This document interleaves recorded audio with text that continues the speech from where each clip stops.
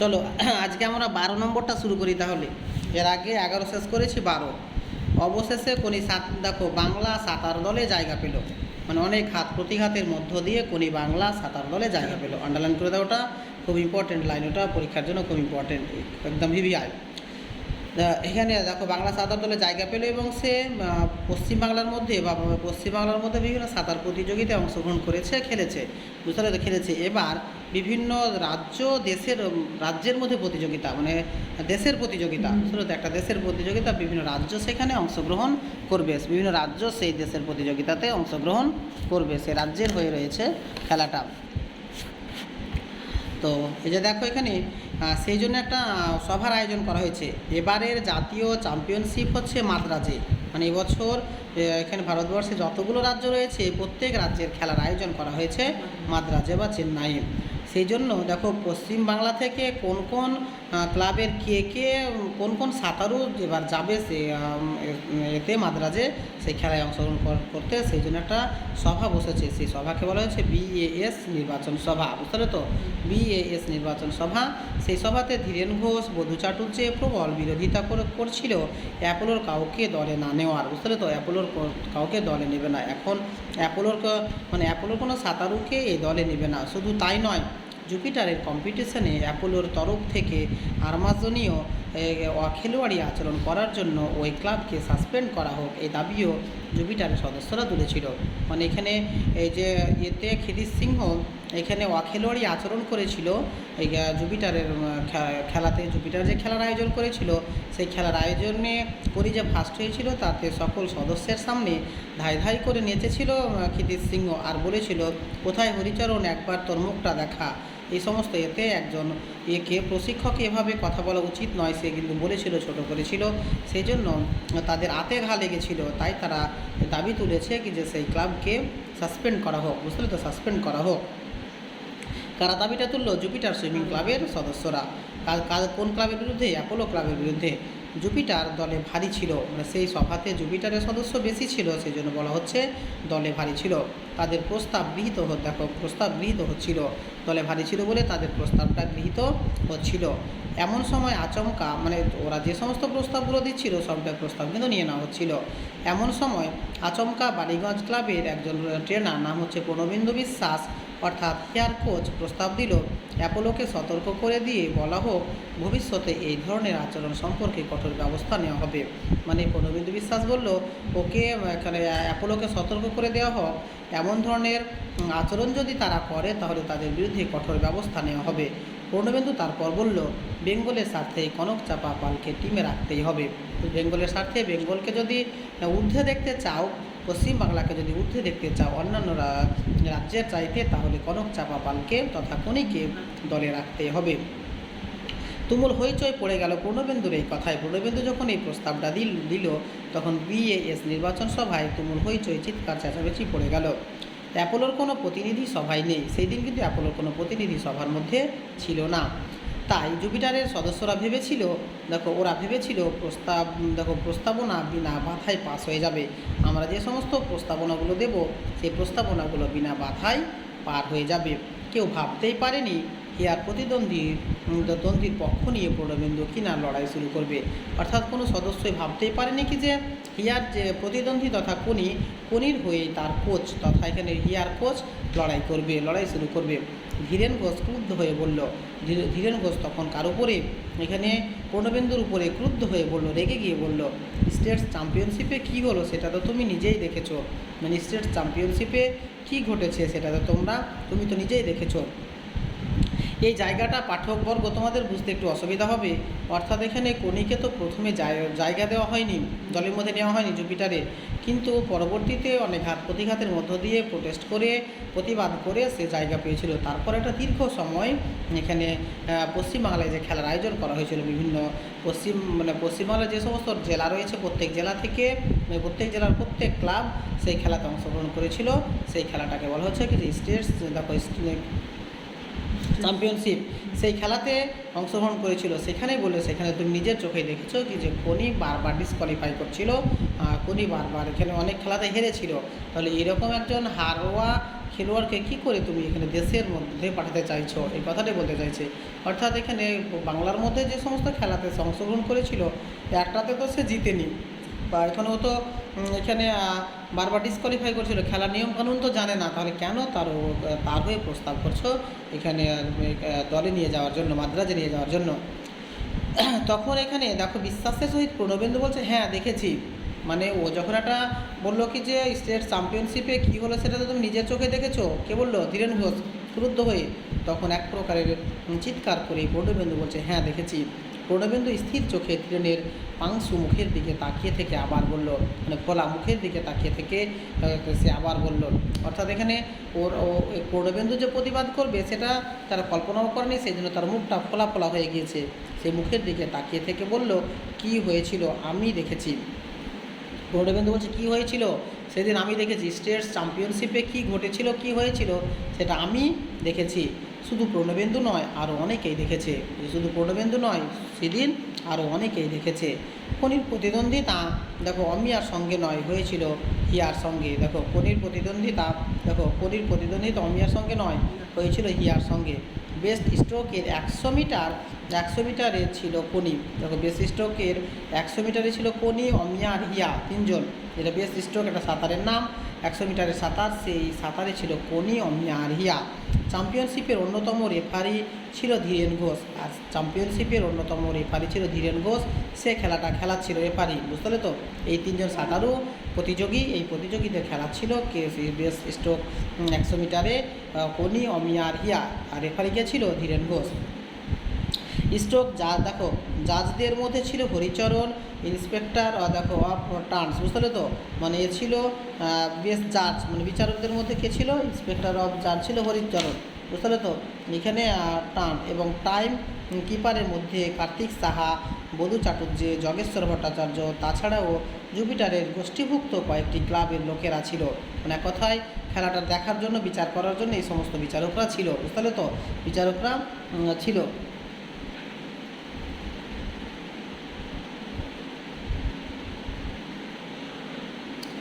এক কথায় ওই যে খেলার পরিচালনা বা খেলাটা দেখাশোনার জন্য এই সমস্ত বিচারকেরা এখানে ছিল।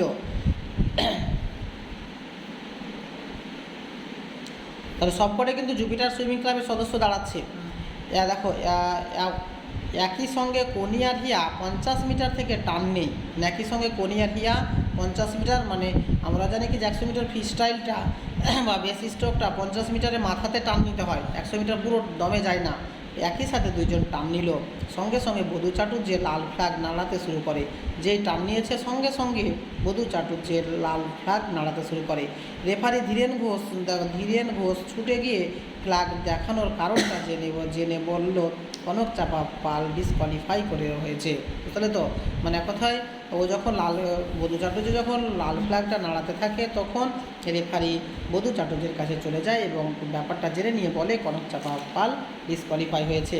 টান করে আন্ডার ওয়ার্ড ডবল কিক মেরেছে। টান দেওয়ার সময় জলের মধ্যে 2বার পা ছুঁড়েছে, 2বার পা মেরেছে, 2বার পা মারতে পারবে না। মানে ও প্রাচীরে গিয়ে একবার পা মেরেই তাকে ঘুরতে হতো, কিন্তু 2বার পা মেরেছে, 2বার ডবল কিক করেছে, তাই সে ডিসকোয়ালিফাই হয়ে গেছে, বাতিল হয়ে গিয়েছে, বুঝতে পারলে তো?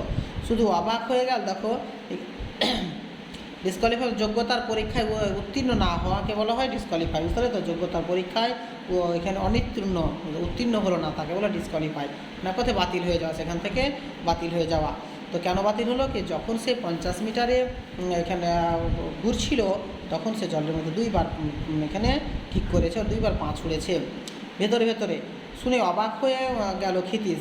শুনে এই কথাটা যখন ঘোষণা হলো কি যে কনক চাপা পাল ডিসকোয়ালিফাই করেছে, এই কথা শুনে ক্ষিতীশ সিংহ অবাক হয়ে গেল। শুধু বলল এরকম ভুল হবার তো কথা নয়, ও কিন্তু কোনো প্রতিবাদ করলো না, শুধু একটা কথা বলল এরকম ভুল হবার তো কথা নয়।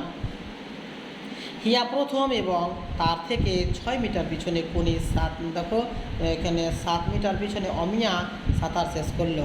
তাহলে হিয়া হলো প্রথম, তার থেকে 6 মিটার পিছনে কনি, আর কনির থেকে 7 মিটার পিছনে হচ্ছে অমিয়া, এরা সাঁতার শেষ করলো। তাহলে ফার্স্ট হলো হিয়া, সেকেন্ড হলো কনি, থার্ড হলো অমিয়া। কনিকে 200 মিটার নামতে দেয়নি ক্ষিতিশ। তারপরে 200 মিটার বেস স্ট্রোক ছিল, সেই 200 মিটার সাঁতারের প্রতিযোগিতাতে ক্ষিতিশ সিংহ কনিকে নামতে দেয়নি। বেস স্ট্রোকে পায়ের উপর অত্যাধিক খাটুনি পড়ে। এর আগে যে বেস স্ট্রোক হলো 100 মিটার বেস স্ট্রোক, পায়ের উপর প্রচণ্ড খাটুনি পড়ে, সেই জন্য এখানে ক্ষিতিশ সিংহ তাকে পরের 200 মিটারে নামতে দিল না। অথচ তারপরে 200 মিটার ফ্রি স্টাইল ইভেন্ট, বুঝলে তো, তারপরে এক কথায় আগে ছিল 100 মিটার, এখানে বেস স্ট্রোক, তারপরে রেখে দেওয়া হয়েছে 200 মিটার ফ্রি স্টাইল ইভেন্ট। আর যেহেতু 100 মিটারে প্রচণ্ড খাটুনি পড়েছে পায়ের উপর, আর পরে আবার তো এখানে তাকে নামালে সে প্রচণ্ড ক্লান্ত হয়ে যাবে, আর পরের খেলাগুলো সে পেরে উঠতে পারবে না, সেই জন্য ক্ষিতিশ সিংহ তাকে 200 মিটার ফ্রি স্টাইলে নামতে দিল না। কনি মূলত ফ্রি স্টাইলার, মানে কনি মূলত ফ্রি স্টাইলে ভালো সাঁতার কাটে, বুঝতে তো, কিন্তু এতেও কনি পারল না, বুঝতে তো, পরেরটাতেও কনি পারল না। কেন? সাঁতার শেষ করে ফিনিশিং বোর্ড ছুঁয়ে এসে মুখ ঘুরিয়ে দেখলো অমিয়া হাত ছোঁয়ালো, বুঝতে তো, সাঁতার শেষ করে ফিনিশিং বোর্ড ছুঁয়ে এসে মুখ ঘুরিয়ে দেখলো অমিয়া হাত ছোঁয়ালো, মানে 200 মিটারে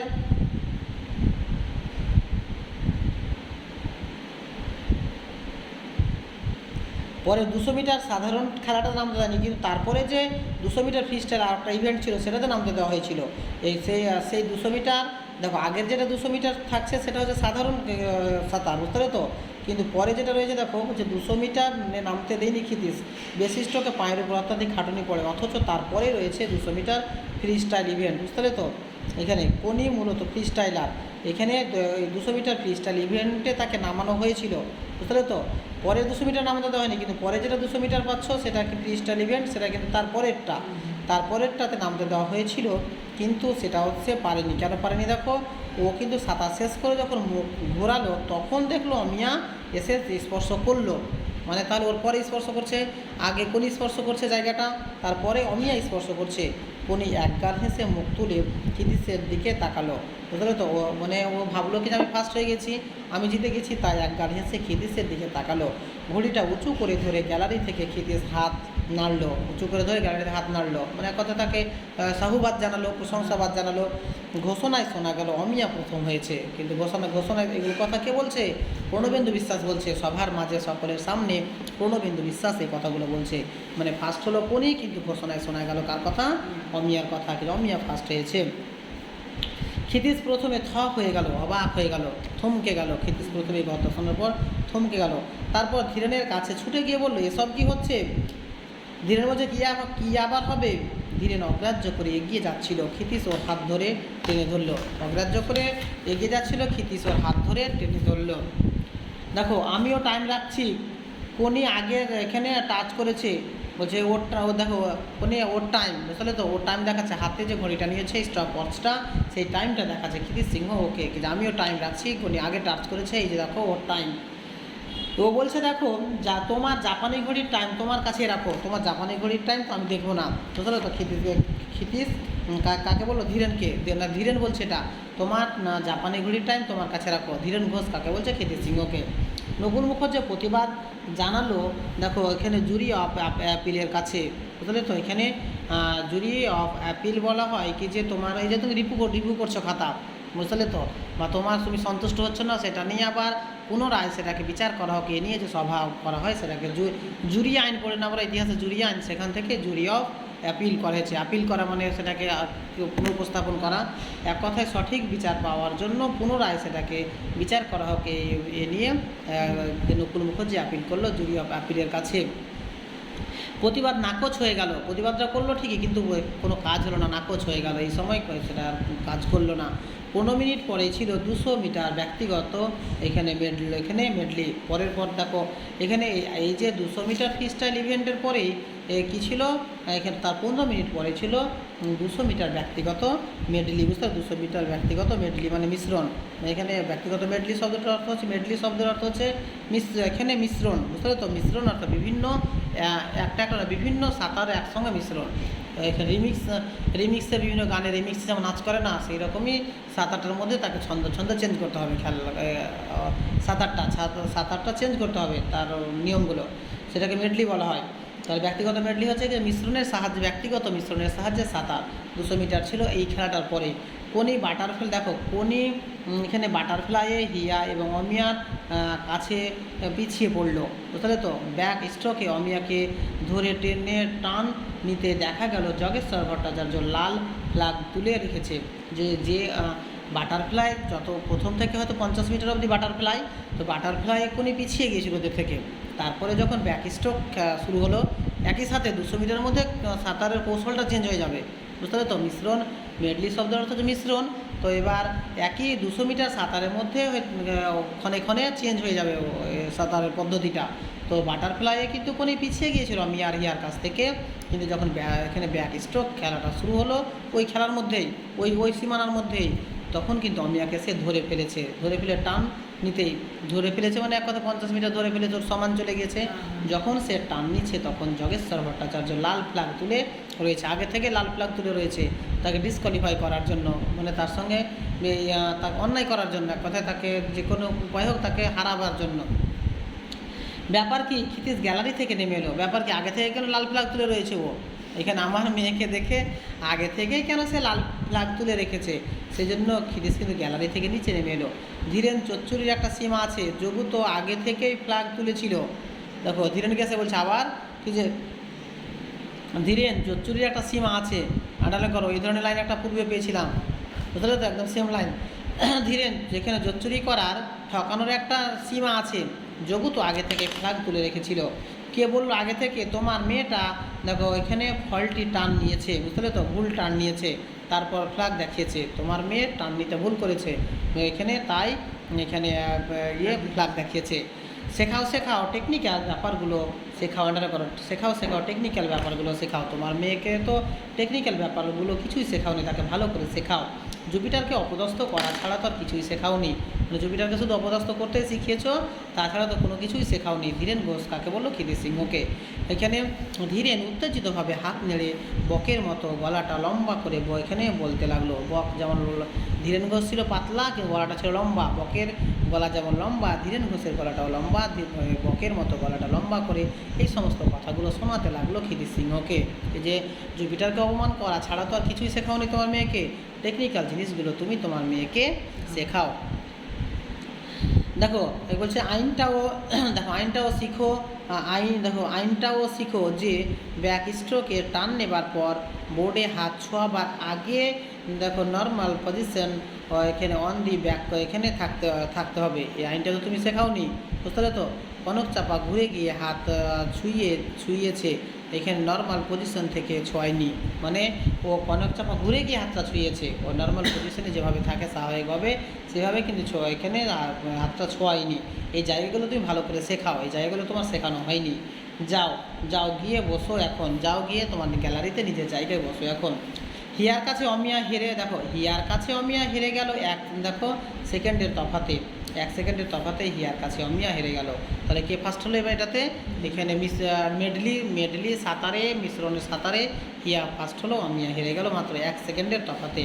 কোনি আড়ষ্ট হয়ে গেল দুবার বাতিল হয়ে, এবং প্রথম হয়ে ও দ্বিতীয় না এখানে হয়ে যাওয়ায়, একবার প্রথম হলো যে দ্বিতীয় হলো তাকে প্রথমটাতে, তারপর দুবার তাকে বাতিল করে দেওয়া হলো, 2বার ডিসকোয়ালিফাই হয়ে গেল, তাই সে আড়ষ্ট হয়ে গেল, ভেঙে পড়লো।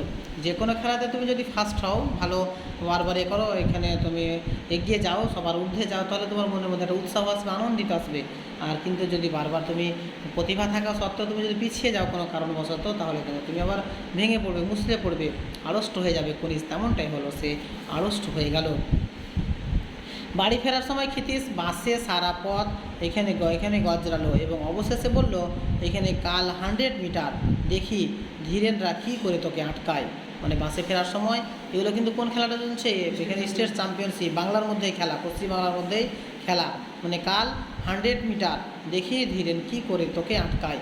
এগুলো কেন বলো তো, পুনরুক্তি হয়ে যাবে, সেই জন্য এই কাহিনিটা পূর্বে দেওয়া হয়নি, নইলে এটা একটা পার্ট দিয়ে পূর্বে দেওয়া হতো, এটাকে গল্প ছলে পূর্ণবিন্দুর মুখ দিয়ে কী ঘটেছিল মিডিলে সেটা আবার জানিয়ে দেওয়া হলো, বুঝতে তো। সেই জন্য যখন শুরু করেছিলাম একটু মনে হচ্ছিল কি যে জায়গাগুলো কোথা থেকে পেলো, বুঝতে তো। এবার চলে এসো, এগুলো কাহিনীর পরে ওটা কাহিনী যেটা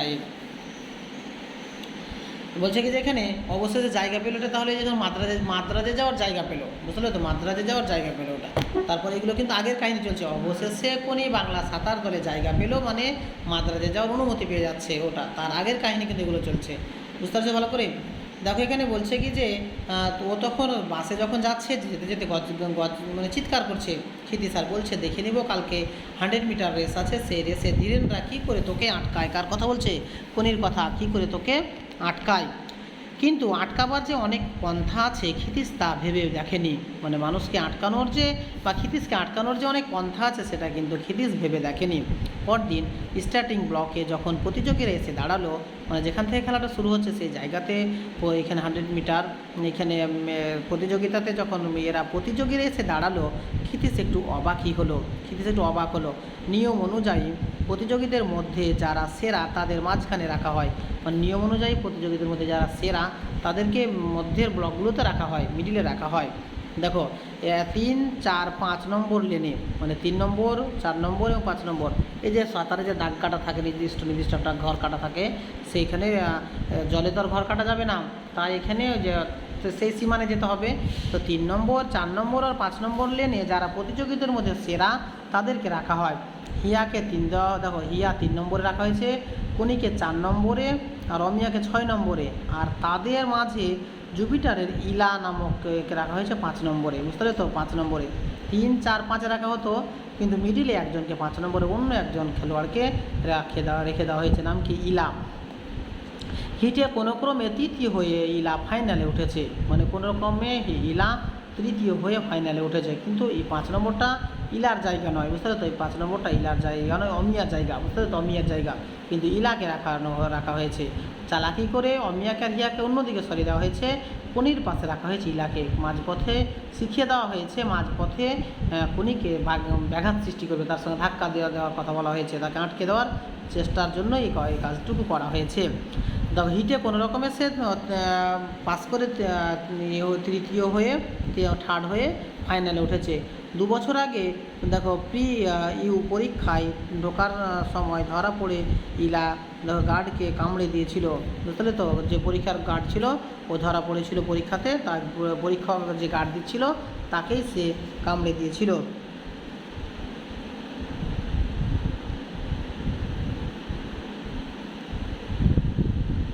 নকল করছিল, বুঝতে পারলে তো। নকল করার সময় নকল করতে গিয়ে ধরা পড়েছিল, দিয়ে তার সে কামড়ে দিয়েছিল, এখানে পরীক্ষককে কামড়ে দিয়েছিল, বুঝতে পারলে তো, গার্ডকে। ক্ষিতিশ এগিয়ে যাচ্ছিল ধীরেনের দিকে লক্ষ্য করে একজন ভলেন্টিয়ার তাকে আটকে দিয়ে বলল, প্ল্যাটফর্মে কম্পিটিটররা আর দেখো অফিসিয়ালরা ছাড়া আর কেউ যেতে পারবে না। মানে ক্ষিতিশ কিন্তু দেখো ক্ষিতিশ এগিয়ে যাচ্ছিল ধীরেনের দিকে লক্ষ্য করে, কিন্তু একজন ভলেন্টিয়ার তাকে যেতে দিল না। ও বলে দিল একমাত্র যারা প্রশিক্ষক বা যারা কোচ, যারা শেখাচ্ছে তারা থাকবে আর প্রতিযোগীরা থাকবে, তাছাড়া ওখানে কেউ যেতে পারবে না। ফিরে এসে ক্ষিতিশ ঘড়ি হাতে নিয়ে বসলো, তাই ক্ষিতিশ চলে আসলো, ফিরে ঘড়ি হাতে নিয়ে এসে বসলো। শুধু দেখো শুরু থেকে প্রচণ্ড রেস, দেখো শুরু থেকে প্রচণ্ড রেস শুরু হলো, এই যে সাঁতারটা শুরু হলো, প্রচণ্ড রেস প্রতিযোগিতা। অমিয়া বদ্ধপরিকর চ্যাম্পিয়নশিপ বজায় রেখে সাঁতার থেকে বিদায় নিতে। দেখো এখানে কী বলছে, অমিয়া বদ্ধপরিকর চ্যাম্পিয়নশিপ বজায় রেখে সে সাঁতার থেকে বিদায় নিতে। ও কিন্তু চেষ্টা করছে যে আমি তো আর সাঁতারে থাকবো না, ওই যে বিয়ে লেগে গিয়েছে এখানে, ও সেই জন্য ও বদ্ধপরিকর কি যে আমি যখন সাঁতার ছাড়বো তাতে যাতে আমার নাম থাকে কি যে আমি চ্যাম্পিয়নশিপ বজায় রেখেই সাঁতারটা ছেড়েছি, সেই জন্য বদ্ধপরিকর। হিয়া মসৃণ ছন্দবদ্ধ ও দ্রুত তালে নিখুঁত ভঙ্গিতে ভেসে যাচ্ছে, মানে সুন্দর ঠিকঠাক ছন্দবদ্ধ ভঙ্গিতে নিখুঁত তালে ভেসে যাচ্ছে। এতে কোনি যেন তাড়া খাওয়া ব্যস্ত উদ্বিগ্ন জলকন্যা, যেখানে জলপরি, বুঝতে তো, তাকে যেন কেউ তাড়া করছে। ও কিন্তু নিখুঁতভাবে বা ছন্দবদ্ধ গতিতে কিন্তু যাচ্ছে না, মনে হচ্ছে কেউ যেন তাকে তাড়া করছে। তার যে সাঁতারের কৌশলটা, তাতে মনে হচ্ছে কেউ যেন তাকে পিছন থেকে তাড়া করছে, সেই জন্য তাকে উদ্বিগ্ন জলকন্যার সঙ্গে তুলনা করা হয়েছে। জলপরি, বুঝতে তো। জল তোড়পাড় করে সে যেন নিরাপদে আশ্রয় খুঁজে চলছে, জলটাকে তোলপাড় করে যেন কোনি নিরাপদে কোনোটা থাকার আশ্রয় খুঁজছে, তার সাঁতারটা দেখে মনে হচ্ছে। বাকিরা যথাসাধ্য চেষ্টা করছে ওই 3 জনের পিছনে অন্তত 20 মিটারের মধ্যে থাকতে। বাকি যে সমস্ত সদস্যরা রয়েছে, প্রথম 3 জন কোনি, অমিয়া আর হিয়া এদের থেকে 20 মিটারের মধ্যে থাকতে ইলার ব্যস্ততা একটু কম। ইলা কিন্তু খুব ব্যস্ততা দেখাচ্ছে না। ওকে কী উদ্দেশ্যে রাখা হয়েছে আমরা পাঠকবর্গরা সেটা বুঝতে পারছি। কোনিকে আটকানোর জন্য তাকে রাখা হয়েছে। সে দেখো বরাবর মুখ তুলে তাকাচ্ছে আর ক্রমশ সরে যাচ্ছে কনির লেনের দিকে। বারবার সে মুখ তুলে তাকাচ্ছে আর ধীরে ধীরে সে কনির লেনের দিকে ঢুকে যাওয়ার চেষ্টা করছে। বোট ছুঁয়ে সবার আগে টান নিল কনি, মানে বোট ছুঁয়ে সবার আগে টান নিল কে কনি। তারপর অমিয়া, দেখো বেস্ট স্ট্রোকরা ভালো ফ্রি স্টাইলার হয় না। হিয়া প্রায় 2 মিটার পিছিয়ে পড়েছে, বুঝতে পারলে 2 মিটার পিছিয়ে পড়েছে। বাকিরা তখনও 40 মিটারে পৌঁছায়নি। প্রথমে শুরুতে 40 মিটার পৌঁছায়নি, যখন কোনি 50 মিটার অতিক্রম করে ব্যাক করে গেল তখনও হিয়া 2 মিটার পিছিয়ে রয়েছে কনির থেকে। আর বাকিরা এখনও দেখো 40 মিটারও পৌঁছায়নি, 10 মিটার তাহলে কম কনির থেকে। টান নিয়ে কনির সবেমাত্র 2-3টায় স্ট্রোক দিয়েছে তখনই ব্যাপারটা ঘটলো। আন্ডার করো, এখানে টান নিয়ে যখন কনি এখানে 2-3টা স্ট্রোক দিয়েছে, 2-3 বার এখানে আছড়ে পড়েছে জলে, তখনই ব্যাপারটা ঘটলো। ইলা ঢুকে পড়েছে কনির লেনে। মানে এখন ইলা কিন্তু যাচ্ছে, ও ব্যাক করে আসছে আর ইলা যাচ্ছে, ও আসার পথে ও এখানে ওর লেনে ও ঢুকে গিয়েছে জলের মধ্যে। দুজনের মুখোমুখি সংঘর্ষ, বুঝতে পারলে, দুজনের মুখোমুখি সংঘর্ষ। বলে কোনি দেখো চেঁচিয়ে উঠলো একেবারে। দেখা গেল ওরা জড়াজড়ি অবস্থায় এবং এখানে হাঁক পাক করে সে যেন নিজেকে ছাড়াবার চেষ্টা করছে। হাঁক পাক করে কোনি যেন নিজেকে ছাড়াবার চেষ্টা করছে। ওর লাইনে ঢুকে পড়েছে, প্রচণ্ড ধাক্কা হয়েছে জলের মধ্যে, আর ইলা এক প্রকার তাকে ধরে নিয়েছে জলে, বুঝতে পারলে তো, তাই তাকে ছাড়ানোর চেষ্টা করছে। কয়েক সেকেন্ড এভাবেই কাটলো, কয়েক সেকেন্ড ইলার সঙ্গে কোনির লড়াই কাটলো জলের মধ্যে। ততক্ষণে অমিয়া এবং হিয়া ওদের অতিক্রম করে বেরিয়ে গেছে। ততক্ষণে অমিয়া আর হিয়া ওদের এখানে টান নিয়ে ইলাকে আর একে, ইলা কিন্তু যাচ্ছিল, ইলার কিন্তু লক্ষ্য ছিল না যে সে ফার্স্ট সেকেন্ড থার্ড হবে, তার এটাই লক্ষ্য ছিল কোনির সঙ্গে ধাক্কা দেবে, তাকে আটকে দেবে। অমিয়া আর হিয়ার মধ্যে কাউকে ফার্স্ট করানোর জন্য এটা হরিচরণের বুদ্ধি, এটা হরিচরণ করেছিল, বুঝতে পারলে তো। সেই জন্য দেখো এরা যখন 5-7 সেকেন্ড এখানে করে দিল, সময়টা অতিক্রম করে দিল, ততক্ষণে অমিয়া আর হিয়া কিন্তু এদেরকে অতিক্রম করে বেরিয়ে গেছে। বধূ চাটুর্যে লাল ফ্ল্যাগ উঁচিয়ে ইলার দিকে তাকিয়ে বলল, দেখো দেখো এখানে ডিসকোয়ালিফাইড, বুঝতে পারলে তো। ইলা আবার নিজের লেনে সরে গেল, মানে ইলার দিকে দেখে বললো ইলাকে ডিসকোয়ালিফাই বললো, কিন্তু ডিসকোয়ালিফাই তাকে করে দিল, কিন্তু যেটা উদ্দেশ্য সেটা তো সফল হয়ে গেল, তাকে পিছানোর উদ্দেশ্য সেটা সফল হয়ে গেল। মানে ও কিন্তু ইলাকে ডিসকোয়ালিফাই করলো, কিন্তু যেই উদ্দেশ্যে এই ঘটনাটা ঘটানো হয়েছিল সেটা তো ঘটিয়ে দেওয়া হলো। সাঁতার কেটে স্টার্টিং প্ল্যাটফর্মের দিকে ফিরে যেতে লাগলো, বুঝলে তো। সাঁতার কেটে স্টার্টিং প্ল্যাটফর্মের দিকে সে ফিরে যেতে লাগলো। কে? ইলা চলে যেতে লাগলো যখন ডিসকোয়ালিফাই হয়ে গেল তখন। কোনি শুধু একবার সামনে তাকিয়ে দেখলো, তারপরেই বড় হাঁ করে অনেকখানি বাতাস বুকে ভরে নিয়ে তাড়া করলো সামনের দুজনকে। কে রয়েছে? অমিয়া আর হিয়া। অনেক দেরি হয়ে গেছে, তবু শেষ চেষ্টা, অনেক দেরি হয়ে গেছে, তারা অনেকটা এগিয়ে গিয়েছে, তবুও শেষ চেষ্টা সে চালিয়ে গেল। দেখো ইঞ্জিনের পিস্টনের মতো ওঠানামা করছে দুটো হাত। ইঞ্জিন হচ্ছে শক্তি প্রদানকারী, যে মোটর বাইকের যে মোটরের ইঞ্জিন থাকে না, ওটাতে দ্রুত গতিতে নিয়ে যাওয়ার যে যন্ত্র তাকে বলে ইঞ্জিন, বুঝতে পারলে তো। ওর মধ্যে একটা পিস্টন থাকে, ওঠানামা করে, সেরকম হাত দুটো ওঠানামা করতে থাকলো। পায়ের কাছে টকবক গিয়ে ফুটছে জল, পায়ের কাছে পায়ের পাড়িতে জল যেন টকবক গিয়ে ফুটছে। দেখো কামান দেখো কামান দাঁড়িয়ে উঠে চেঁচাচ্ছে, আর কেউ নয়, এ দেখো হিয়ার বাবা। হিয়া যখন এগিয়ে গেছে তখন তাকে উৎসাহিত করছে তার বাবা, বুঝতে পারলে তো। এখানে গ্যালারির হতভম্ব ভাবটা তাতে যেন ভেঙে খান হয়ে পড়লো। গ্যালারির হতভম্ব ভাবটা, বুঝতে পারলে তো, গ্যালারির হতভম্ব ভাবটা তাতে যেন ভেঙে খান হয়ে উঠলো। হতভম্ব হয়ে গেছে কীর্তি সিংহ তো ভেবেছিল, বা সবাই হতভম্ব হয়ে গেল ব্যাপারটা। প্রথমে সবাই ভেবে নিয়েছিল যে কোনি ফার্স্ট হচ্ছে, কিন্তু এবার যখন এই ব্যাপারটা ঘটলো সবাই কিন্তু হতভম্ব হয়ে গেছে, সে ভাবটা যেন ভেঙে খান হয়ে পড়লো। জোরে জোরে আরও জোরে, দেখো জোরে আরও জোরে, শুধু এই চিৎকার এখানে ধাপে ধাপে উঠে অবশেষে আক্ষেপে ভেঙে পড়লো।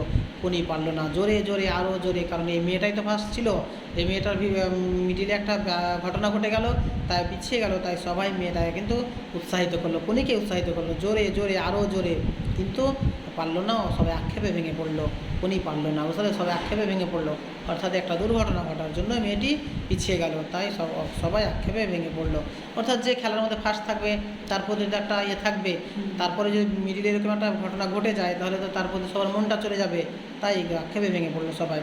অমিয়া আর দেখো অমিয়া তার খেতাব রক্ষা করলো, তো অমিয়াই চ্যাম্পিয়নশিপটা বজায় রাখলো, অমিয়া তার খেতাব রক্ষা করলো। যে খেতাবটা নিয়েছিল কি আমি চ্যাম্পিয়নশিপ রেখেই খেলাটা ছাড়বো, তার সেটা কিন্তু বজায় থাকলো। দ্বিতীয় হলো হিয়া, দেখো ফার্স্ট হলো কে অমিয়া আর দ্বিতীয় হলো হিয়া। কোনি তৃতীয় হলো, দেখো কোনি তৃতীয় হলো বেলার সঙ্গে, তাহলে বেলা আর কোনি তৃতীয় হলো, দুজন মিলে তৃতীয় হলো, একজন নয় দুইজন। তারপর আর একটি ব্যাপার ঘটলো, দেখো একটা করে কিন্তু বলছে কথাগুলো, পূর্ণবিন্দু একটা করে কথা বলছে, তোমরা আমাকে শেখাচ্ছ ও সেই দিন স্টেট চ্যাম্পিয়নশিপে কী ঘটেছিল কোনির সাথে আমি বলছি, শোনো তাহলে সবাই দেখেছে, শুধু আমি নয় সবাই দেখেছে, এগুলো তোমরা অন্যায় করেছো তার সাথে। তারপর আর একটা ব্যাপার ঘটলো, ধীরেন জলের ধারে ঝুঁকে এক গাল হেসে অমিয়াকে কিছু বলছিল, সেই সময় ভিড় ঠেলে ছুটে এসে ক্ষিতিশ তার পিছনে লাথি কষালো, ধীরেনের পিছনে লাথি কষালো, ধীরেন উল্টে গিয়ে জলে পড়লো, বুঝলে তো ওর পিছন দিকে লাথি মারলো আর ধীরেন উল্টে গিয়ে জলে পড়লো। তুমুল হইচই শুরু হয়ে গেল, বুঝলে তো ওই যে ক্ষিতিশ সিংহ তাকে লাথি মেরে জলে ফেলে দিল।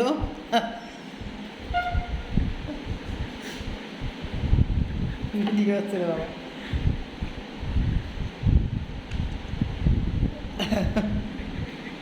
তুমুল হইচই শুরু হয়ে গেল। কয়েকটি ছেলে ক্ষিতিশকে দেখো হিচড়ে সরিয়ে নিয়ে গেল সেখান থেকে, কয়েকটা ছেলে টেনে হিচড়ে ক্ষিতিশকে সেখান থেকে সরিয়ে নিয়ে গেল। তখন শোনা গেল চিৎকার করে সে বলে যাচ্ছে, তখন শোনা গেল চিৎকার করে সে বলে যাচ্ছে, পারবি না এভাবে, পারবি না করো। ও যখন এসে লাথি মেরে জলে ফেলে দিল, কয়েকটা ছেলে তাকে ভলেন্টিয়াররা ধরে নিয়ে যখন নিয়ে যাচ্ছিল, ক্ষিতিশ সিংহ শুধু একটাই কথা বললো, পারবি না এভাবে আমাদের আটকাতে পারবি না, একদিন আমরা লক্ষ্যে পৌঁছাবই। রাস্তায় বেরিয়েছে কোনির তোয়ালে দিয়ে ক্ষিতিশ মুখ মুছল, রাস্তায় বেরিয়েছে কোনির যে তোয়ালে দিয়ে মুখ মুছল।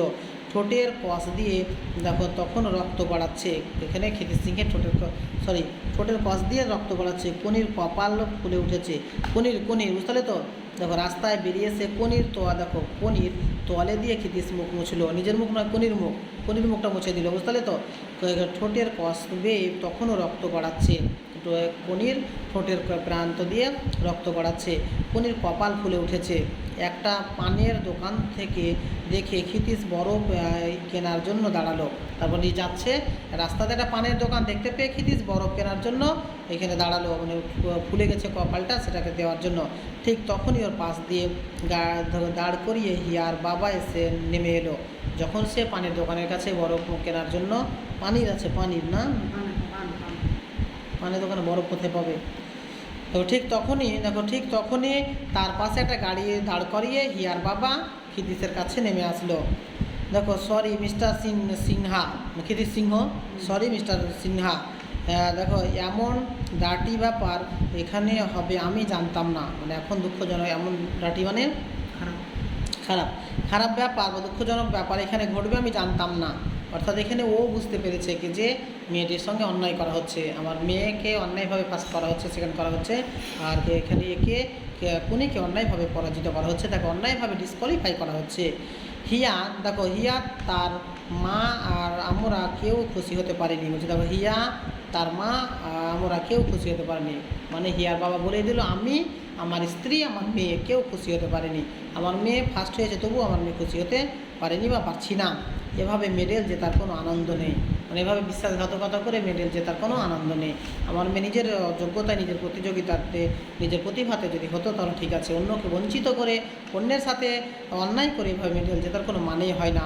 ভদ্রলোক কোনির পিঠে চাপড় দিয়ে বললেন দুঃখ করো না, ভদ্রলোক তথা হিয়ার বাবা কোনির পিঠে একটা চাপড় দিয়ে বলল দুঃখ করো না, জোরে সাঁতার কাটার দরকারটা আজ তুমি অনুভব করতে পেরেছো, তুমি লাকি। দেখো বলছে জোরে সাঁতার কাটার দরকারটা আজ তুমি অনুভব করতে পেরেছো, তুমি লাকি মেয়ে, বুঝতে তুমি লাকি মেয়ে। ও বুঝতে পেরেছে সবটা খেলাতেই কোনি ফার্স্ট হতো, ওর সঙ্গে অন্যায় না করা হলে, ওর বাবা বুঝতে পেরেছে। অর্থাৎ প্রকৃত বাবা যদি হয় তাহলে ছেলের অন্যায় বা মেয়ের অন্যায় নম্বর কিন্তু সে নেবে না, বুঝলে তো, যেটা সেই কথাটা বলছে। তোমার লাস্ট এখানে ফলটি দেখো, এখানে 40 মিটার্স আমি ভুলবো না, লাস্ট ওই যে লার সঙ্গে ধাক্কা লাগার পর যে 40 মিটার্স 50 মিটার করলো, দেখো 50 মিটার অতিক্রম করার পর যখন ব্যাক করে 10 মিটার এসে ধাক্কা লেগেছে। শেষের 40 মিটার 40 মিটার তুমি যেভাবে এগিয়েছো সেটা আমি জন্মান্তরে ভুলিব না, বুঝতে পারো তো, ভুলিব না। আন্ডার করো, তোমার 40 মিটার এখানে অতিক্রম করে আমি ভুলিব না। কে বলেছিল? হিয়ার বাবা। ক্ষিতীশ প্রথমে বিভ্রান্ত, তারপর অভিভূত হয়ে গেল। প্রথম বিভ্রান্ত হলো কি যে এই ধরনের কথা তো একজন মানুষ বলতে পারে না, যার মানে আমাদের যিনি প্রতিদ্বন্দ্বী তারই বাবা এই ধরনের আমাদের হয়ে কথা বলছে, এটা হতে পারে না। তারপরে সে অবাক হয়ে গেল। গাড়ির জানালা দিয়ে হিয়া এবং তার মা দেখছে ক্ষিতীশ এগিয়ে এসে হিয়ার মাথায় হাত রেখে ফিসফিস করে বলল, বড় হও মা। ও বুঝতে পারলো কি যে ওই প্রকৃত মানুষ, হিয়ার বাবা হচ্ছে প্রকৃত মানুষ, তাদের মধ্যে হিংসা নয়। ও তো যা হোক কি যে ওর ফার্স্ট সেকেন্ড থার্ডের পিছনে তো হিয়ার বাবার কোনো হাত ছিল না। ওরা ফার্স্ট সেকেন্ড থার্ড করলো, ওর মেয়ে হলো, কিন্তু অন্যায়টা তো ধরতে পেরেছে। সেই জন্য এখানে আর তাছাড়া বললো কি যে আমার মেয়ে, আমার স্ত্রী আর আমরা কেউ খুশি হতে পারিনি এই ধরনের ফার্স্ট হওয়াতে। তাই ক্ষিতীশ এগিয়েছে জানলার কাছে, হিয়ার মাথায় হাত রেখে বলল, বড় হও মা। তারপর ইতস্তত করে বলল, দেখো এখানে সেদিন কনিকে আমি খুব বকেছি, সেদিন কনিকে আমি খুব বকেছি। কোন দিন বলো তো?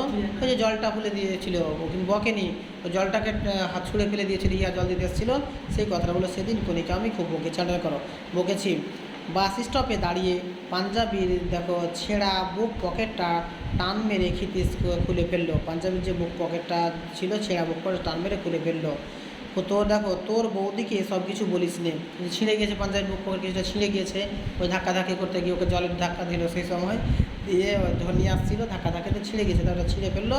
দিয়ে কনিকে বলল, তোর বৌদিকে কিছু বলিস না। পূর্ণবেন্দু ঘরের সকলের মুখের উপর একবার চোখ বুলিয়ে বলল, কি হয়েছিল আমি দেখো আমরা জানি। আবার চলে এসে ঘরে, সে ঘরে সবার মুখের দিকে আবার তাকালো, তাকিয়ে বললো, কি হয়েছিল আমরা জানি, সবাই জানি, আমিও জানি, তোমরাও জানো কি হয়েছিল।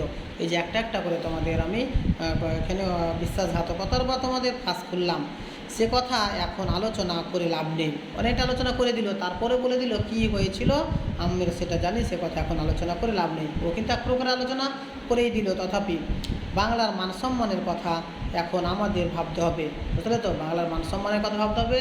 স্টেট চ্যাম্পিয়নশিপে কী ঘটেছিল সেটা এখন ভাবতে হবে না, বাংলার মান সম্মানের কথা ভাবতে হবে। দেখো টিমটা যাতে সেরা হয় তার জন্য তুচ্ছ দলাদলি আন্ডার করো, তুচ্ছ দলাদলি ভুলে যেতে হবে। যে দলাদলি করছো তোমরা, সিদ্ধান্ত নিয়েছো কি যে অ্যাপোলোর কাউকে নিব না, তাই তোমরা এমন ধরনের কথা বলছো। সরাসরি তো বলতে পারছে না, কিন্তু ইঙ্গিতে বলে দিচ্ছে সেটা, এখানে সেটা এখন ভুলে যেতে হবে। মহারাষ্ট্রই আমাদের মেয়েদের একমাত্র রাইভাল, বুঝলে তো, মহারাষ্ট্রই আমাদের মেয়েদের একমাত্র রাইভাল। কোনটা বলতো? এই যে রমাজসী হচ্ছে আমাদের মেয়েদের একমাত্র রাইভাল। ওদের রমাজসীর সঙ্গে ফ্রি স্টাইলে পাল্লা দেবার মতো কেউ নেই। ওদের যে রমাজসী ফ্রি স্টাইলে দক্ষ, আর আমাদের বাংলার মধ্যে একটা মেয়েকে দেখছি ফ্রি স্টাইলে দক্ষ, কোনি, ওর সঙ্গে পাল্লা দেবার মতো পুরো ইন্ডিয়াতে কেউ নয়, বুঝতে পারছো তো। রমাজসীর সঙ্গে পাল্লা দেবার মতো একমাত্র কনক চাপা পাল ছাড়া, বুঝতে পারছো তো, পাল ছাড়া। ফ্রি স্টাইলে 3টে দেখো ইন্ডিভিজুয়াল আর একটা রিলে, এই চারটের মধ্যে অন্তত 2টোতে 100 আর 200 কনক চাপা 60 দেখো পারফেন্স চান্স আছে। 60%, মানে 60%, 100 ভাগের মধ্যে 60% চান্স আছে রমাজসীকে হারানোর, এই 3টির মধ্যে 2টিতে। এই সবটাই কিন্তু ফ্রি স্টাইলের খেলা, বুঝতে তো। কী করে বুঝলে আছে? একজন জানতে চাইলো, দলের মধ্যে থেকে সবার মধ্যে থেকে একজন জানতে চাইলো, ব্যঙ্গ করে, পূর্ণবেন্দুকে ব্যঙ্গ করে বলছে, কী করে বুঝলে কি চান্স আছে কি যে কোনি 60% চান্স আছে ও দুটোর মধ্যে, তিনটার মধ্যে 2টোতে। শুধু ওর সেদিনের দেখো ফিনিশ করা দেখেই বুঝেছি। পূর্ণবেন্দু কিন্তু বলেই দিল, কী করে বুঝলাম? সেই দিন যে 40 মিটারটা ফিনিশ যেভাবে করেছে ইলার সঙ্গে ধাক্কা লাগার পর, তাতেই বুঝেছি। যেরকম দেখো রোখা জেদি, দেখো জেদি সাঁতার ও দেখালো, সেদি রোখা এবং জেদি যে 40 মিটার সাঁতার সে দেখালো, তাতে দেখো স্প্রিন্ট ইভেন্ট ওর সমকক্ষ এখন বাংলায় কেউ নয়। স্প্রিন্ট ইভেন্ট কম সময়ের মধ্যে, মানে ছোটো এর মধ্যে স্প্রিন্ট ইভেন্ট বলা হয়, বুঝতে হবে। স্প্রিন্ট ইভেন্ট শব্দের অর্থ হচ্ছে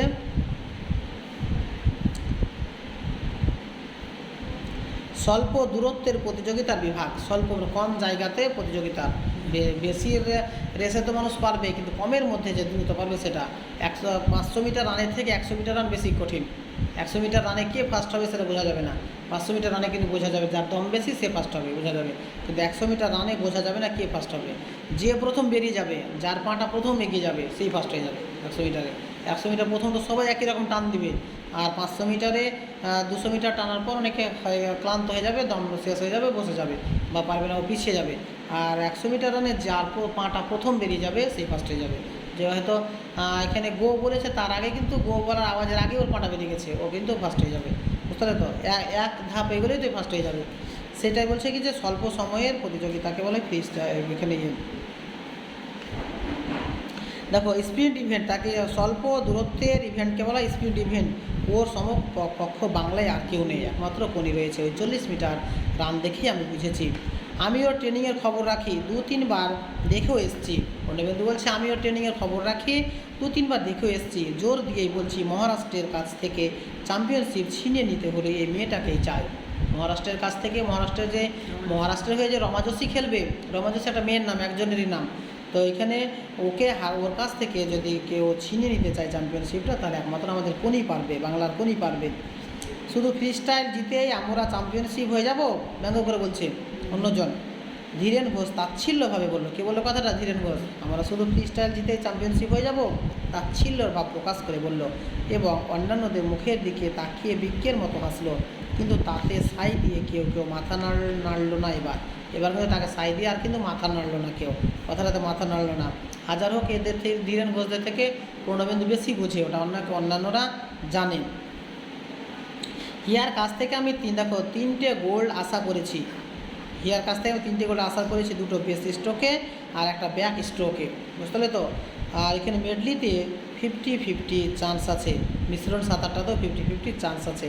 এগুলো সাঁতারের নাম সব, 2টি বেস স্ট্রোক আর এখানে ব্যাক স্ট্রোক আর একটা মেডলি, এটা তো এখানে 50-50 চান্স আছে, 50% চান্স আছে। এছাড়া দেখো অঞ্জু, পুষ্পিতা, বেলা, অমিয়া পয়েন্ট আনবে। ওরা তো হিয়া নিয়ে আসবে, হিয়া নিয়ে আসবে গোল্ড, বুঝতে, সোনার মেডেল, 2টো তো নিয়ে আসবেই। ও কে বলছে এটা? সব ধীরেন বলছে।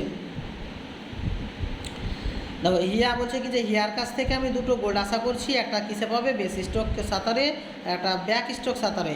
আর মেডলি সাঁতারটাতে ও 50-50 50% চান্স আছে। ইয়া ছাড়াও বাংলার হয়ে অঞ্জু, পুষ্পিতা, বেলা, অমিয়া এরা পয়েন্ট নিয়ে আসবে, বুঝতে তো? পয়েন্ট নিয়ে আসবে। এবছর আমরা দেখো এখানে লেডিস এখানে চ্যাম্পিয়নশিপ হতে পারি, মানে আমরা মহিলা চ্যাম্পিয়নশিপ পেতে পারি এদের মধ্যে। কিন্তু কনকচাপা পাল এবছর কোনো ক্লাবে স্পোর্টসে নামেনি। স্টেট চ্যাম্পিয়নশিপে 2টোতে ডিসকোয়ালিফাই হয়েছে, আর একটাই প্রথম 2টো প্লেসের মধ্যে আসতে পারেনি, বাকিগুলো আর নামেনি। ওটা বলছে দেখো ধীরেন ঘোষ নিবে না, তাই বলছে এবছর অন্যান্য ক্লাবের এখানে প্রতিযোগিতাতে কনকচাপা পাল নামেনি, শুধুমাত্র নামেনি বলতে তার সে সময় নামায়নি ক্ষিতিশ সিংহ তাকে। আর স্টেট চ্যাম্পিয়নশিপেও শুধু নেমেছিল, তাতে 2টোতে ডিসকোয়ালিফাই হয়ে গেছে, একটাতে শুধু পেরেছে, বুঝতে পারলে তো? আর বাকিগুলোতে তাকে সেও নামেনি, খেলেনি। এখানে বলছে বাকিগুলো তো আর নামেনি। ওর টাইমিং কি আমরা তো জানি না, ও তো বেশি খেলেনি, ওর টাইমিং কি কতটা সে সাঁতার কাটে, কত সময় নিয়ে আমরা তো বেশি জানি না। সুতরাং কী করে ওকে সিলেক্ট করা যায়? ধীরেন ঘোষ টেবিল ঘুষি মেরে চেঁচিয়ে উঠলো, আবার বলল ধীরেন ঘোষ আবার টেবিলে ঘুষি মেরে চিৎকার করে উঠলো কি যে তার টাইম কত আমরা তো সঠিকভাবে জানি না, কী করে তাকে বাংলার দলে সিলেক্ট করা যায়, বুঝতে তো? এটা এখানে আবার সে একটা শেষ চেষ্টা করলো তাকে বাতিল করার, বুঝতে তো? কয়েক সেকেন্ড দেখো, কিন্তু যে কোনো উপায় হোক তারা তাকে নেবে না, যে এক কথায় যে কোনো উপায় হোক তারা তাকে নেবে না। কয়েক সেকেন্ড স্তব্ধ হয়ে থাকলো সভা। অবশেষে ধীর শান্ত গলায় পূর্ণবিন্দু বলল, তাহলে হ্যান্ডেল করো। বালিগঞ্জ সুইমিং ক্লাবের সুইমারদের বাদ দিয়ে আপনাদের টিম গড়তে হবে। তাহলে বালিগঞ্জ সুইমিং ক্লাবের সুইমারদের আমি নামাবো না, তাহলে হিয়াকে সে নামাবে না, বুঝতে তো? তাকে বাদ দিয়ে, এক কথায় বালিগঞ্জ সুইমিং ক্লাবের সুইমারদের বাদ দিয়েই তো আপনাদের টিম গড়তে হবে। আমার মেয়েদের আমি উইথড্র করে নিচ্ছি, আমার মেয়েদের আমি ফিরিয়ে দিচ্ছি, সেখান থেকে সরিয়ে নিচ্ছি।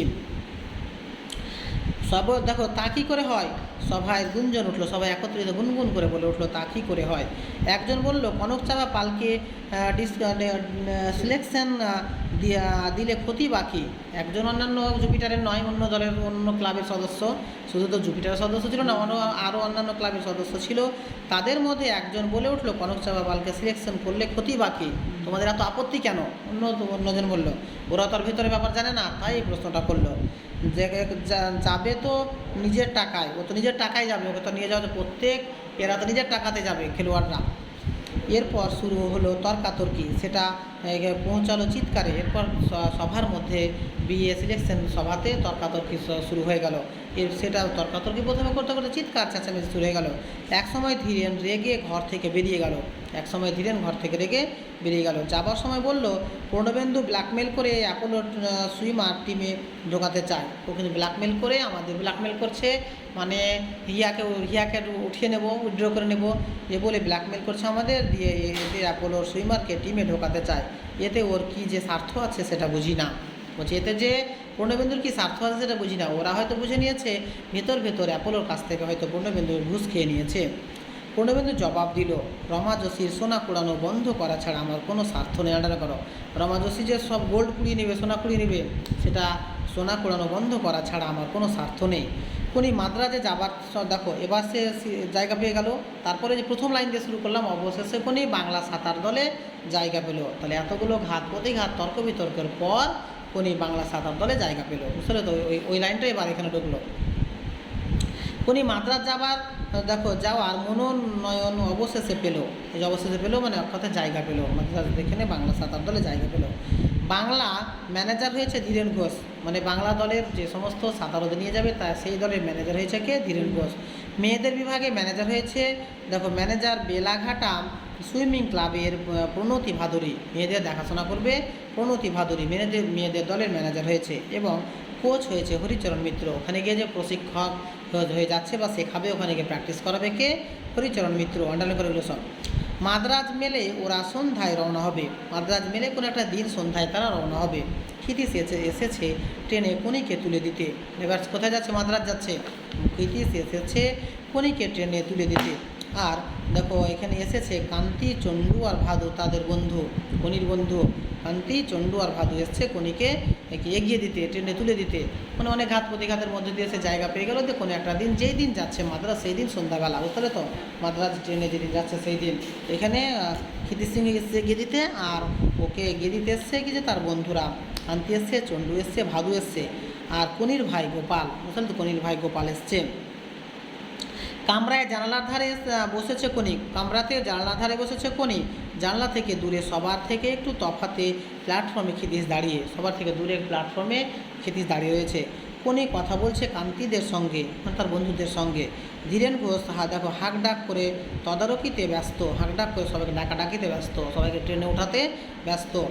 বাকি ছেলে মেয়েদের বাকি মেয়েদের ট্রেন ছাড়ার সময় হয়ে আসছে, এখনও নাকি কয়েকজন পৌঁছায়নি। ট্রেন ছাড়া সময় হয়ে যাচ্ছে কিন্তু এখনও কয়েকজন পৌঁছায়নি। কোনির মুখে চাপা ভয়, অনেক দূর যাচ্ছে, কোনো গ্রামের মেয়ে কোথাও কোনো দিন যায়নি, অনেক দূর যাচ্ছে, তাই বুকের মধ্যে মুখের উপরে একটা যেন চাপা ভয় খেলে গিয়েছে। কলকাতার বাইরে সে কখনো যায়নি, কলকাতাতেই ছিল সে, কলকাতায় বাড়ি বস্তিতে, কলকাতার বাইরে সে কখনো যায়নি। 1450 কিলোমিটার অর্থাৎ 35 ঘন্টা ট্রেনে বাস, 35 ঘন্টা তাকে ট্রেনে থাকতে হবে।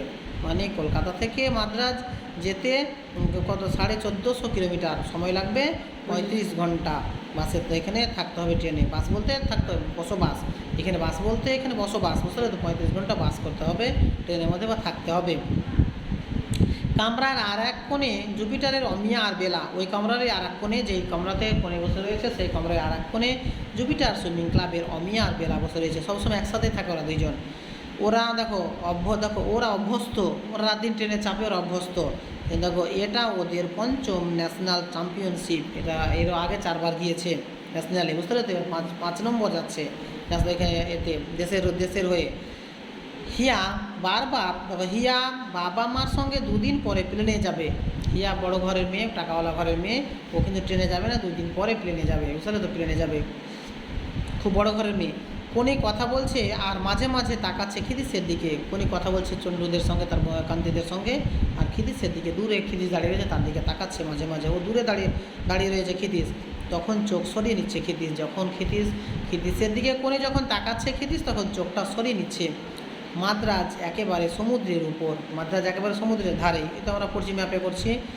তবে নামিস নে জানো, বলছে এখানে কনিকে বলছে নামিস না রে কনি, এখানে একদম সমুদ্রের ধারে। গঙ্গার সমুদ্র অনেক তফাৎ, সমুদ্রে তো অনেক জল, গঙ্গাতে কম জল, গঙ্গার সমুদ্র অনেক তফাৎ। সমুদ্রের তল দেখো, তলায় কারেন্ট আছে, সমুদ্রের তলায় কারেন্ট আছে, টেনে নেবে, প্রচুর স্রোত আছে, বুঝতে পারলে তো, টেনে নেবে। সেই স্রোত বোঝাতে গিয়ে কারেন্ট বলেছে, ছোটো ছোটো বাচ্চা বোঝে না। ভাদু সাবধান করে দিলি, কথাগুলো কে বলছে? ভাদু। ভাদু বলছে এই কথাগুলো, কি যে মাদ্রাজ সমুদ্রের ধারে, তুই সমুদ্রে নামিস না, গঙ্গার সমুদ্র এক নয়, সমুদ্রের মধ্যে কারেন্ট আছে, তোকে ওকে সাবধান করে দিল, বন্ধু হিসেবে তাকে সাবধান করলো। কোনি মুশকিলে দেখো, কোনি মুশকিলে পড়বি খাবার নিয়ে, কোনিকে বলছে মুশকিলে পড়বি মাদ্রাজে গিয়ে খাবার নিয়ে। ইডলি ধোসা যা জিনিস খেলে এখানে মালুম পাবি। ইডলি ধোসা বাংলা রুটি আর ভাতের মতো নয় রে কোনি, খেলে মালুম পাবি। মানে দক্ষিণ ভারতের একটি খাবার, আসলে খাবার বিশেষ ইডলি ধোসা। বাঙালিদের পেটে ওসব ঠিক সহ্য হবে না, বাঙালিদের পেটে ওসব ঠিক সহ্য হবে না। ওখানে পৌঁছে খোঁজ করবি বাঙালি হোটেল কোথায় আছে। কান্তি পরামর্শ দিল, এই কথাগুলো কান্তি বলল, কি যে ওখানে যাবি, গিয়ে বিপদে পড়বি খাবার নিয়ে, সেখানে ইডলি ধোসা পাওয়া যায়, এগুলো বাঙালিদের পেটে সহ্য হবে না। ওখানে পৌঁছে বাঙালি হোটেলে খোঁজ করে নিস, এখানে কান্তি পরামর্শটা দিল। সমুদ্রের না নামার পরামর্শ দিল ভাদু, আর এখানে কান্তি পরামর্শ দিল, এখানে ভালো হোটেল খোঁজার খাবারের পরামর্শ দিল।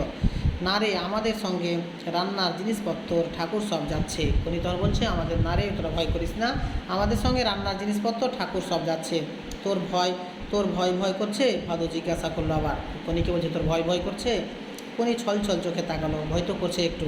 দেখো, আরে তোর থেকেও কত ছোট ছোট মেয়ে দেখো ওয়ার্ল্ড ঘুরছে একা, মানে বিশ্ব ঘুরছে একা, সাউথ, তাকে সাহস দিয়ে ছোটো ছোটো বাচ্চা ছেলে ওকে সাহস দিচ্ছে, কি যে তোর থেকে কত ছোটো ছোটো মেয়ে বিশ্ব ঘুরছে আর তুই ভয় পাচ্ছিস। আর তুই তো দেখো অতগুলো লোকের সঙ্গে যাচ্ছিস, তুই তো একাই যাচ্ছিস না, ও তো তোর থেকে ছোটো ছোটো মেয়েরা তো ওয়ার্ল্ড ঘুরছে একা, তুই তো একাই যাচ্ছিস না, অনেকগুলো লোকের সঙ্গে যাচ্ছিস, ঘাবড়াস নি। চণ্ডু হাত ধরলো কোনির, চণ্ডু হাত ধরলো কোনি, এই কথাগুলো কে বললো? চণ্ডু বললো, হ্যাঁ, এই লাইনটা। ট্রেন ছাড়ার ঘন্টা পড়লো, ক্ষিতিশ কথা বলছিল একজনের সঙ্গে, মুখ ফিরিয়ে দেখলো কোনি তার দিকে তাকিয়ে, দুগাল বেয়ে জল পড়ছে, কোনির দুগাল বেয়ে জল পড়ছে, তাকিয়ে রয়েছে ক্ষিতিশের দিকে, আর এখানে কাঁদছে। খিদ্দা কোনি দেখো খিদ্দা কোনি ধরা গলায় ডাকলো, ধরা গলায় বাঁধো গলায় কান্না সুরে ডাকলো খিদ্দা। ক্ষিতিশ না শোনার ভান করলো, ট্রেন ছেড়ে দিয়েছে। ক্ষিতিশ না শোনার ভান করলো, ট্রেন ছেড়ে দিয়েছে। আমার ভয় করছে খিদ্দা, আবার চিৎকার করে বলছে আমার ভয় করছে খিদ্দা। ট্রেনের সঙ্গে হাঁটছে কান্তিরা, ওর সঙ্গে সঙ্গে ধীরে ধীরে ট্রেনটা চলছে, ওর সঙ্গে সঙ্গে হাঁটছে। মুখ কাত করে কোনি জানালায় শিকের ফাঁক দিয়ে দেখতে চেষ্টা করলো ক্ষিতিশকে, ওই যে দেখছি দেখো ছবিতে, দেখতে পেলো না। এবার ট্রেনটা এগিয়ে গেল আর দেখতে পাচ্ছে না, বুঝতে পারলে তো। ট্রেনের জানলার শিক দিয়ে মুখটা কাত করে ক্ষিতিশকে দেখার চেষ্টা করলো, কিন্তু দেখতে পেলো না ক্ষিতিশ সিংহকে। কোনি ঘন্টা দুয়েক পর যখন খড়গপুর স্টেশনে ট্রেন থামলো, কলকাতার, বুঝতে পারলে তো একটা স্টেশন, সেই স্টেশনে ট্রেন থামলো। কৌতূহলে কোনি প্ল্যাটফর্মের দিকে তাকিয়ে কৌতূহলী দৃষ্টিতে প্ল্যাটফর্মের দিকে তাকিয়ে রয়েছে এখানে কোনি। হঠাৎ পাশ থেকে জানালার সামনে এসে দাঁড়ালো ক্ষিতিশ, মানে এখানে পাশ থেকে জানালার সামনে এসে দাঁড়ালো ক্ষিতিশ। খিদ্দা কোনি চিৎকার, শুধু কামরাই নয় প্ল্যাটফর্মের অনেকে ফিরে তাকালো, চিৎকার করে উঠেছে খিদ্দা। ও বুঝতে পারেনি ক্ষিতিশ সিংহ তার সঙ্গেই যাচ্ছে, সেজন্য হঠাৎ করে যখন অনেকটা এগিয়ে আসার পর হাওড়া থেকে চলে এসেছে, খড়গপুরে চলে এসছে, তখন তাকে দেখতে পেয়েছে, তাই চিৎকার করে উঠেছে। এত জোরে চিৎকার করে উঠেছে, শুধু ক্ষিতিশ নয় কামরার অনেকে তার দিকে তাকালো। মনে আছে তো ঠিক 10টায় ঘুমোবি, ক্ষিতিশ বলছে কোনিকে, মনে আছে তো ঠিক 10টায় ঘুমোবি। না, অবাধ্য গোয়ারের মতো কোনি ঘন ঘন মাথা এখানে দোলালো, দেখো ঘন ঘন মাথা নাড়ালো, এখানে ঘুমাবে না, বুঝতে তো। টপ টপ করে চোখ থেকে জল ঝরছে। আমি কিচ্ছু শুনবো না, কি করবো না, ওকে বলছে আমি তোমার কথা কিচ্ছু শুনবো না, কিচ্ছু করবো না, বুঝতে তো। তাই অবাধ্য হয়ে মাথা নাড়লো। তুই মাদ্রাজ যাবে এটা আমার কাছে লুকিয়েছিলে কেন? তুই মাদ্রাজ যাচ্ছ আমার সাথে, এটা আমার কাছে লুকিয়েছিলে কেন? তোমার কথা আমি কিচ্ছু শুনবো না, কিচ্ছু করবো না। একজন টিকিট চেকারকে এগিয়ে আসতে দেখে ক্ষিতিশ আড়ষ্ট হয়ে গেল। সেই সময় একজন টিকিট চেকার টিটি এগিয়ে আসছিল, তাকে দেখে সে ভয় পেয়ে গেল। লোকটি তার পিছন দিক দিয়ে চলে যাবার পর কোনি কামরায় উঠে সেটাকে আর চোখে নজর রাখতে রাখতে সে বলল, যাচ্ছি, কে বলল এখান থেকে আমি কলকাতায় ফিরে যাব, আমি যাচ্ছি, কে বললো আমি যাব না, এখান থেকে আমি কলকাতায় ফিরে যাব। আর সে টিকিট চেকারটাকে সে আর চোখে তাকাচ্ছে, ভয়ে ভয়ে তাকাচ্ছে, আর সেই কথাটা বলছে, কারণ ক্ষিতিশ সিংহ টিকিট কাটেনি, বিনা টিকিটে যাচ্ছিল, বুঝতে পারলে তো, তাই ভয়ে ভয়ে তাকাচ্ছে। ও টিকিট চেকারটা যখন আসলো সে আরও আড়ষ্ট হয়ে গেল, কিন্তু সে টিকিট চেকার তাকে কিছু বললো না, কিছু দেখতে চাইলো না। ও যখন পার হয়ে গেল তখন তাকে বলল, আমি যাচ্ছি, তোকে কে বললো, আমি এখান থেকেই কলকাতা ফিরে যাব। কোনি বলছে, ইস, দেখো, কোনি দু হাতে আঁকড়ে ধরলো ক্ষিতিশের পাঞ্জাবির পাঞ্জাবির যে হাতটাকে আঁকড়ে ধরো, চেপে ধরলো, যাও তো দেখি। কেন আমি যাব, তুই কি কখনো আমার কথা ভাবিস? মজা করছে ক্ষিতিশ সিংহ, কেন যাব তোর সঙ্গে আমি, তুই কি কোনোদিন আমার কথা ভাবিস? দেখো, কোনি বলছে, ভাবি কি না ভাবি তুমি তা জানো, আমি তোমার কথা ভাবি কি না ভাবি তুমি তোমার মনকে জিজ্ঞাসা করো, ঠিক সেটা জানো। জানি তো, জলে ডাইভ দিয়ে পড়ার পরেই তো আমাকে ভুলে যাস, যখন তুই জলে ডাইভ দিস তখনই তো আমার কথা ভুলে যাস। টিকিট চেকারটি আবার আসছে। উনি উত্তর দেবার আগে ক্ষিতিশ, কাল সকালে বহরমপুর দেখো আসবো, মানে বলছে কি যে কোনি উত্তর দেওয়ার আগে যখন বললো কি যে এখানে জানি তো, জলে যখন ড্রাইভ দিস তখনই তো আমার কথা ভুলে যাস, এই কথাটা বললো ক্ষিতিশ। তারপরে কোনির উত্তরে আসা করার আগেই কিন্তু যখন টিকিট চেকার তার দিকে আসছিল আবার নতুন করে উল্টো দিক থেকে, তখন কোনিকে শুধু সে বললো, কাল সকালে বহরমপুর আসবো, বুঝতে পারলে, এই যে বহরমপুর, মালদা মুর্শিদাবাদে বহরমপুর, বুঝতে পারলে তো, এই বলেই সে সরে গেল। কামরার দরজায় দাঁড়িয়ে চা খেতে খেতে হরিচরণ একজনকে বলল, দেখো আপদটা দেখছি সঙ্গে সঙ্গে জ্বলছে। কামরায় দেখো, এখানে কামরার দরজায় দাঁড়িয়ে চা খেতে খেতে হরিচরণ আরও অন্য একজনকে বলল, আপদটা দেখছি সঙ্গে সঙ্গে চলছে। আপদ কাকে বলে, যে ক্ষিতিশ সিংহকে হরিচরণ বলছে ক্ষিতিশকে, কি যে আপদটা দেখছি সঙ্গে সঙ্গে যাচ্ছে। অন্য একজনকে বলছে, নামহীন চরিত্র। কিন্তু সকালে ক্ষিতিশকে দেখা গেল না, পরদিন সকালে কিন্তু ক্ষিতিশকে দেখা গেল না, ওই দিনই সন্ধ্যাবেলা এটা ঘটলো রাত্রে, তারপরে আর পরদিন সকালে দেখা গেল না। বিনা টিকিটে ভ্রমণের জন্য রাত্রে চেকারের হাতে ধরা পড়ে সে তখন রেল পুলিশের হেফাজতে। বিনা টিকিটে যাচ্ছিল, দুইবার টিকিট তাকে টিটিকে ফাঁকি দিল, তারপরে রাত্রির মধ্যে কোনো এক সময় টিটির হাতে ধরা পড়ে গেছে, দিয়ে তাকে রেল পুলিশের হেফাজতে সে তাকে ধরে নিয়ে চলে গিয়েছে, তাই সে আর যেতে এলো না। তো এখন আমরা যাই, ধরো কি যে মালদা হয়ে মুর্শিদাবাদ হয়ে বহরমপুর হয়ে কলকাতা হয়ে আমরা যাই চেন্নাইতে, কিন্তু আগে কলকাতা থেকে উল্টো যেতে যেত, কলকাতা থেকে দিল্লি, দিল্লি থেকে মুম্বাই, মুম্বাই থেকে চেন্নাই। এই যে সোনালী চতুর্ভুজ করছো না, সেটা মানে কলকাতা, সেই জন্য উল্টো দিকে আসছে, দেখো বহরমপুর আসলো, বুঝতে পারলে তো, বহরমপুর। তা এখানে আমরা কিন্তু এদিক দিয়ে ট্রেন যাওয়ার কথা, কিন্তু এই যারা কলকাতা থেকে দিল্লি, দিল্লি থেকে মুম্বাই, মুম্বাই থেকে চেন্নাই, এই যে সোনালী চতুর্ভুজ এই রাস্তা দিয়ে যাবে, সেই জন্য কলকাতা থেকে বহরমপুরে আসলো, এই যে মালদার উপর দিয়ে যাবে, বুঝতে, মালদা হয়েই যাবে, সেটা সেই কথাটাই বলা হয়েছে এখানে। আর ক্ষিতিশ সিংহের আর যাওয়া হলো না, এখন যাবে, তবুও যাবে পরে, এখন সে পুলিশের হেফাজতে রয়েছে, সে সব দিয়ে সে যাবে। এ ছিল আমাদের 12, এরপর দিন আমরা 13টা পড়বো, এটা এখানে ভালো করে দেখবে, দ্রুত পড়লাম, তার মধ্যে যদি কোনো জায়গাগুলো অসুবিধে হয় সেগুলো আমাকে বলো, এখানে বলবে, আমি সেগুলো অ্যান্সার আবার বলে দেবো, মানেগুলো।